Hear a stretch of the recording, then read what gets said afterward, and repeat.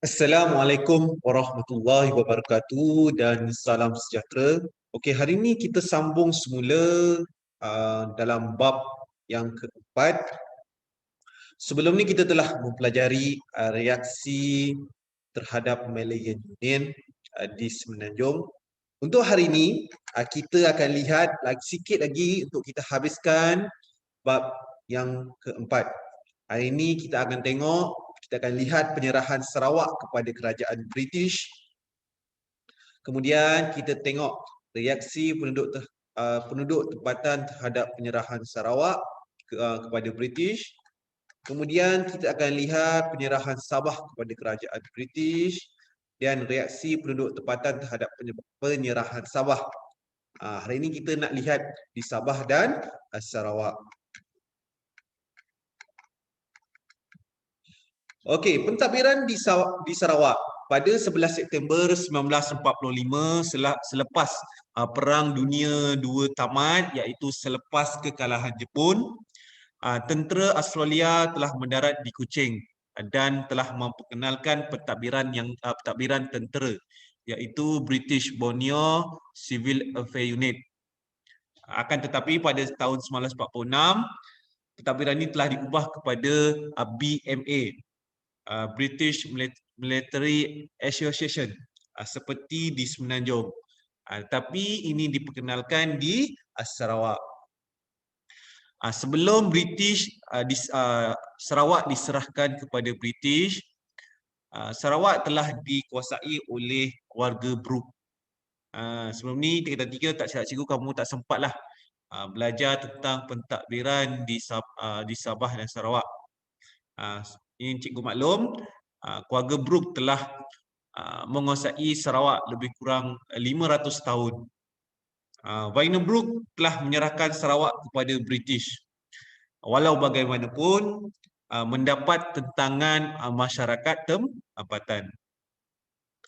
Okey, Sarawak di bawah Jepun. Sebelum kekalahan Jepun lah, kerajaan sementara diwujudkan. Pengerusinya ialah Bertram Brooke dan Anthony Brooke. Manakala Oliver Stanley serta tanah jajahan berunding dengan kerajaan sementara 1944 untuk membolehkan British untuk mengambil Sarawak, namun Bertram dan Anthony menolak tawaran tersebut.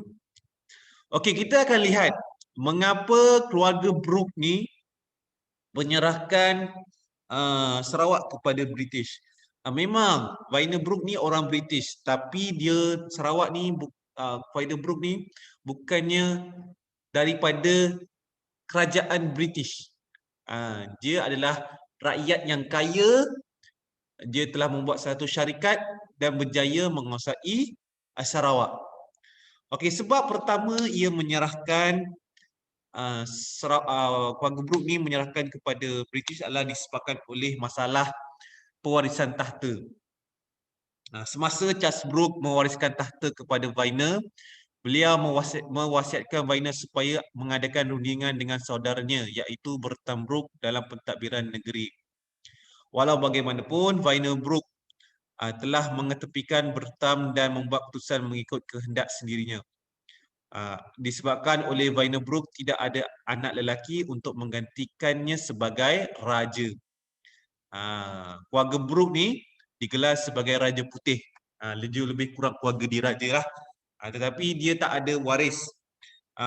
Dan beliau sudah tua dan uzur. Vainer Brooke ni tidak enggan untuk melantik anak saudaranya, iaitu Anthony Brooke, iaitu anak Bertram Brooke, sebagai pengganti. Beliau lebih rela menyerahkan Sarawak kepada British. Yang pertama adalah disebabkan masalah pewarisan. Yang kedua adalah disebabkan oleh desakan kerajaan British sendiri. Pada tahun 1938, Lord Moy Setiausaha Pejabat Tanah mengarahkan Shelton Thomas supaya mengadakan perjanjian tambahan dengan Sarawak, memberi kuasa British untuk melindungi Sarawak jika diserang Jepun. November 1941, perjanjian tambahan dibenterai. Dengan ini, British mengawal pertahanan, hubungan luar dan pentadbiran Sarawak. Pejabat tanah jajahan desakan Vainer Brooke memberi kuasa yang lebih luas kepada British untuk meluaskan kuasa di Sarawak. Penjajahan Sarawak, British dapat menguasai kekayaan ekonomi dan menjaga pelaburan British. Kemudian pejabat tanah jajahan utus surat kepada Vainer tentang pendirian beliau untuk menyerahkan Sarawak.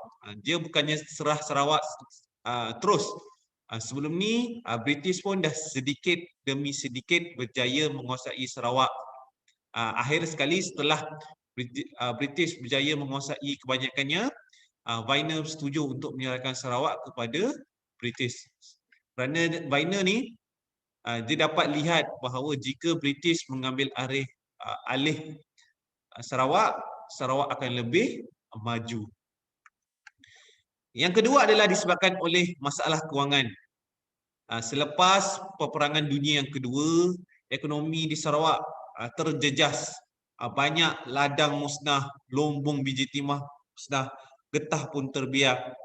Dan Wynebrook ni tidak mampu membangunkan semula Sarawak dan memerlukan kos yang besar. Itu 3 sebab utamalah. Okey, ini adalah proses daripada tarikh 28 Februari hingga 1945 sehinggalah 1 Julai 1946. Pertama, pejabat tanah jajahan mengutus surat kepada Vainer untuk beliau mendatangkan surat perjanjian George Henry Hall, Setiausaha Tanah Jajahan, yang membolehkan Vainer bersetuju untuk menyerahkan Sarawak kepada British. Dan Wynebrook ni telah memberikan persetujuan dan tanda tangan dan memberikan Sarawak kepada British tanpa pengetahuan rakyat Sarawak. Rakyat Sarawak tak tahu, tiba-tiba dah kena bagi ke British. Kemudian akhir sekali cikgu lanjutkan sikit, taraf Sarawak sebagai negeri di bawah keluarga Brooke telah diserahkan kepada British dan diisytiharkan sebagai hari penyerahan Sarawak pada 1 Julai 1946. Ini adalah kronologi keluarga Brooke menyerahkan Sarawak kepada British. Walau bagaimanapun, rakyat telah memberi reaksi terhadap penyerahan Sarawak.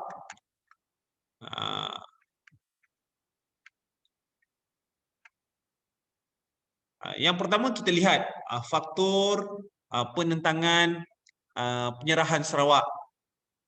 Yang pertama adalah tindakan Wynebrook bertentangan dengan Perlembagaan 1941, iaitu prinsip ke-8 dalam Perlembagaan 1941 menyatakan bahawa Sarawak Wynebrook telah berjanji untuk menyerahkan Sarawak kepada penduduk tempatan untuk membuat pemerintahan sendiri. Dan Wynebrook telah berjanji untuk membimbing rakyat Sarawak untuk mentadbir negeri mereka sendiri. Walau bagaimanapun, tindakan Wynebrook ni telah melanggar prinsip, iaitu telah menjanjikan rakyat Sarawak untuk mentadbir negeri mereka sendiri. Walau bagaimanapun, Wynebrook telah menyerahkan Sarawak kepada British. Vainer telah menafikan hak rakyat untuk membuat pemerintahan sendiri. Yang kedua adalah Wynebrook telah mengetepikan surat wasiat Charles Brooke. Charles Brooke ni bapa dia. Orang yang pertama ni adalah nenek atuk dia, atuk moyang dia, iaitu James Brooke. Vainer telah membuat keputusan tanpa berbincang dengan Raja Muda iaitu Anthony Brooke, iaitu adik dia dan anak buah dia iaitu Tuan Muda Bertram Brooke. Golongan menentang penyerahan mahu membolehkan pemerintahan Destin Brooke supaya dapat menuntut merdeka dengan lebih mudah. Walaupun mereka dijajah oleh keluarga Brooke, rakyat ni masih mengimpikan untuk membuat pentadbiran sendiri. Gerard Tim McBrien menggunakan muslihat. Gerard menggunakan tipu muslihat seperti tekanan, desakan dan pujukan dan sokongan untuk mendapat persetujuan daripada ketua tempatan. Seterusnya kita lihat bentuk penentangan. Banyak bentuk penentangan. Di sini kita lihat ada banyak bentuk penentangan. Yang pertama adalah dengan mengadakan persidangan seperti di Semenanjung. Penganjurnya adalah Johari Anang dan Syarkawi Osman. Membuat perwakilan seluruh rakyat mengadakan demonstrasi, iaitu pada 1 Julai, setiap 1 Julai untuk menentang penyerahan Sarawak. Ini adalah persatuan yang telah menyertai persidangan tersebut untuk melakukan demonstrasi penyerahan Sarawak. Yang kedua adalah mengadakan demonstrasi. Demonstrasi ini pertama diadakan ketika kedatangan Gubernur pertama Sarawak, iaitu Charles Eden Clark di Astana yang diketuai oleh Datuk Petinggi Abang Haji Abdillah, iaitu mendesak British untuk mengundurkan diri daripada Sarawak. Itu adalah bentuk penentangan. Yang ketiga adalah meletak jawatan beramai-ramai. British sedar pemimpin anti penyerahan terdiri daripada pegawai perkhidmatan awam dan guru. Jadi pada 2 April 1947 ramai orang telah meletak jawatan seperti guru, petugas di pos sebagai tanda protes terhadap penyerahan Sarawak kepada British. Seterusnya adalah bantahan wanita. Golongan wanita, golongan ibu ramai ni telah pergi ke Rumah Panjang untuk mengadakan kempen kesedaran. Kemudian telah menggunakan akhbar. Dulu tak ada Facebook. Jadi macam mana kita nak beritahu tentang keburukan penyerahan Sarawak? Adalah melalui akhbar, iaitu Utusan Sarawak. Iaitu gerakan mendapat tenaga baru, saluran menyebarkan terhadap penentangan penyerahan Sarawak. Apa yang mereka ceritakan? Mereka telah mewar-warkan tentang kerajaan British menipu rakyat. Seterusnya adalah dengan menulis surat bantahan. Iaitu Pergerakan Pemuda Melayu telah menghantar surat kepada British di London bagi menyatakan bantahan mereka terhadap penyerahan Sarawak. Barisan Pemuda Sarawak iaitu menghantar referendum memastikan penyerahan Sarawak dimasukkan. Seterusnya adalah Anthony Brooke menentang penyerahan melalui sistem perundangan. Beliau telah membuat rayuan di Privy Council namun ditolak. Seterusnya adalah menubuhkan kumpulan rukun 13 yang disertai oleh golongan-golongan muda. Apa yang mereka buat adalah dengan mengadakan mesyuarat sulit untuk membunuh Duncan Stewart pada 3 Disember 1949 di Sibu. Tengok Evan memang sanggup membunuh demi mempertahankan kedaulatan negara. Seterusnya adalah peranan Rosli Dobbie. Rosli Dobbie ini adalah tokoh lah yang ingin mempertahankan Sarawak. Apakah peranan Rosli Dobbie ini? Beliau telah memperjuang kemerdekaan Sarawak dan beliaulah yang menikam Sir Duncan Stewart, dan seminggu kemudian Duncan Stewart meninggal dunia di Hospital Singapura.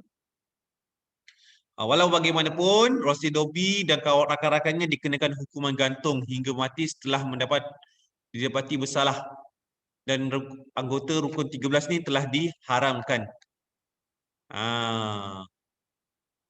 Gerakan anti penyerahan Sarawak gagal. Ia memberi kesedaran dan kebangkitan nasionalisme dalam kalangan penduduk.